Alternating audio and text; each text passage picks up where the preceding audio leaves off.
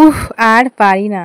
ভোর 4টের সময় উঠেছি ঘুম টুম বাদ দিয়ে। এখন করতে হবে রান্না। বলো তো, মেয়ে মানুষের কি আর উপায় নেই বলো?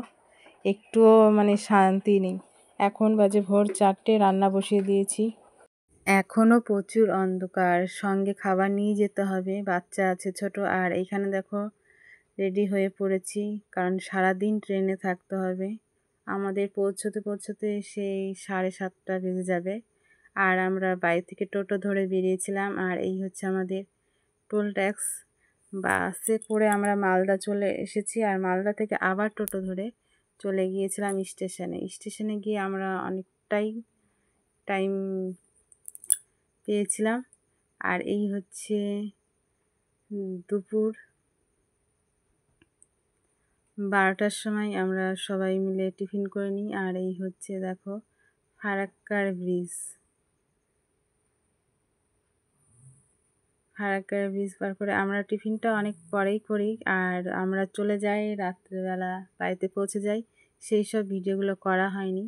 আর বাড়িতে দেখো আমাদের বাড়িতে একটা কুচকো বাচ্চা আছে, খেলা করছিল।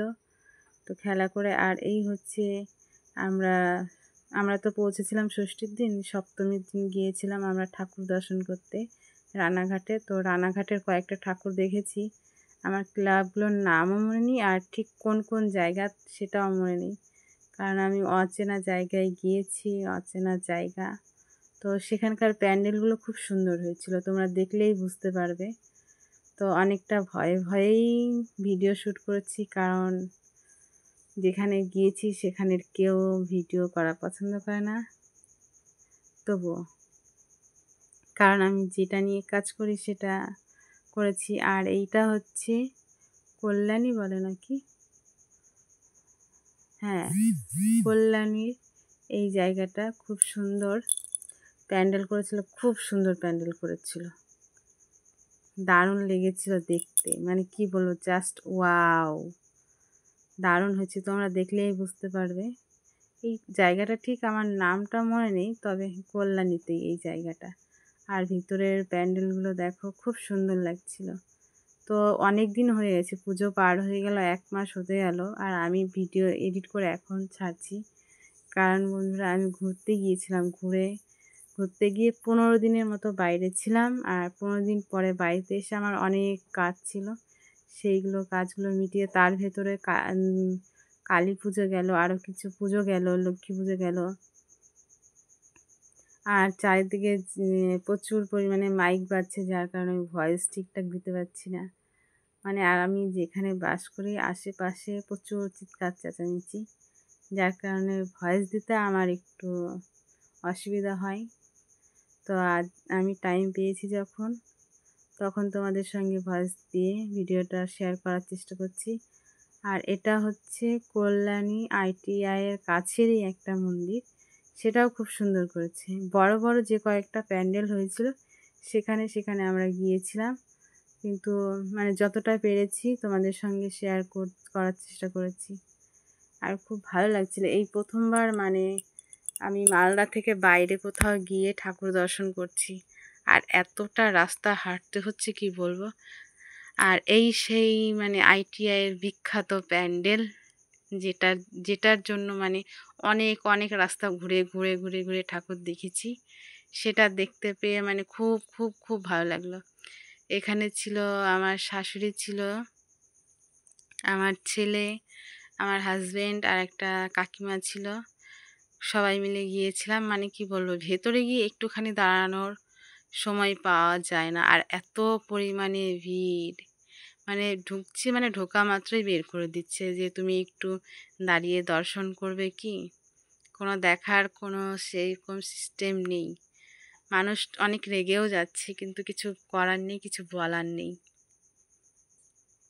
প্রচণ্ড পরিমাণে ভিড় ছিল। যাই হোক, এটা শুধু নামে শুনেছি, কিন্তু কোনো দিন দর্শন হয়নি, সুযোগ পাইনি। এবার সুযোগ পেয়েছিলাম, গিয়েছিলাম। তবে আমার ভীষণ ইচ্ছে ছিল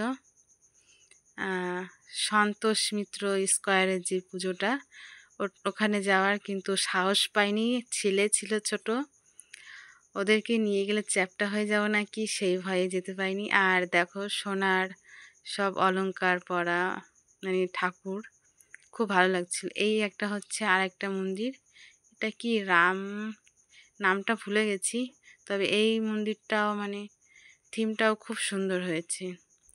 খুব খুব খুব ভালো লেগেছে আমার। এবার দেখে আসার পর মনে হলো চেষ্টা করব সামনের বারও যাওয়ার। যেখানেই যাচ্ছি মানে আধ ঘন্টা 1 ঘন্টা লাইন দাঁড়িয়ে থেকে তবেই মন্দিরের ভেতর প্রবেশ করতে পারছি, এতটা পরিমাণে ভিড় ছিল। আর ফার্স্ট টাইম বাইরে তো একটু অদ্ভুতই লাগছিল দেখতে।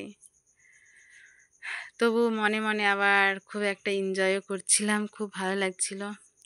আর সবথেকে বেস্ট হচ্ছে মানে সঙ্গে বাচ্চা কাচ্চা আর বয়স্ক লোক থাকলে বেশি প্রবলেম হাঁটার কারণে। মানে আমরা গিয়েছিলাম কল্যাণী থেকে চলে গিয়েছিলাম আমরা ঠাকুর দেখতে দেখতে চাকদা।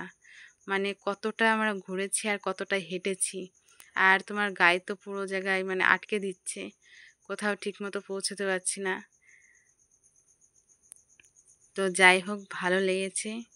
এটাও একটা মানে খুব সুন্দর লেগেছে প্যান্ডেলটা। ঠাকুরের মূর্তি দর্শন করে অনেকটাই শান্তি পেয়েছি, ভালো লেগেছিল। আর পুরো প্যান্ডেলটাই তোমরা একটু দেখো, খুব সুন্দর লাগবে যারা যারা দেখোনি, যাওনি, যেতে পারোনি। আর আমি তো এই ফার্স্ট টাইম, তো তোমাদের সঙ্গে একটু শেয়ার করলাম, খুব ভালো লেগেছে আমার। আর এখানে খুব খুব সুন্দর লাগছিল, মানে কি বলবো, কোথায় মানে স্বর্গে চলে এসেছি এমন একটা, মানে প্যান্ডেলের ভেতরটা এত সুন্দর, এত সুন্দর। তোমরাও চেষ্টা করবে যাওয়ার, যারা যারা পারবে। আর এইখানে আমরা ঠাকুর দর্শন করে ছেলেরা হেঁটে ক্লান্ত হয়ে গেছে, তাদের কিছু খাওয়াবে। এটা নাকি বলে কি ঘটি গরম, সেটাই কিনে দিয়েছিল 2 ছেলেকে। আর সেখান থেকে বেরিয়ে আমরা চলে গেছিলাম আরও। রাস্তার ধার দিয়ে যত প্যান্ডেল ছিল দেখতে দেখতে গিয়েছি। ছোট প্যান্ডেল হলেও দেখতে খুব সুন্দর ছিল, কিন্তু ভিতরে ঢুকিনি, আমাদের টাইম হয়ে গেছিলো ট্রেন ধরার। আর অনেক রাতও হয়ে গেছিল। আর এটা ছিল দশমীর দিনে ঠাকুরকে বরণ করতে গিয়ে এই ভিডিওটা শ্যুট করা। আমার ছোট ছেলে করেছে, অতটা ভালো পারে না, তবুও যতটা পেরেছে করে দিয়েছে আমাকে। আর সবাইকে জানাই অনেক অনেক ভালোবাসা। ভালো থাকবে, সুস্থ থাকবে।